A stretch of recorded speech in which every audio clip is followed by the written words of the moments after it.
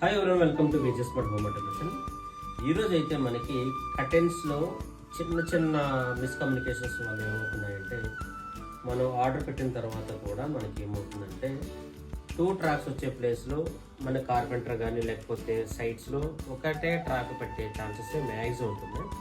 So 2 tracks మీకు కావాలంటే అంటే షేరు మెయిన్ 2 కావాలనుకుంటే మీకు వాల్ నుంచి కర్టెన్ లెంత్ వచ్చేసరికి మీకు 10 ఇంచ్ గ్యాప్ అయితే కంపల్సరీగా కావాలి.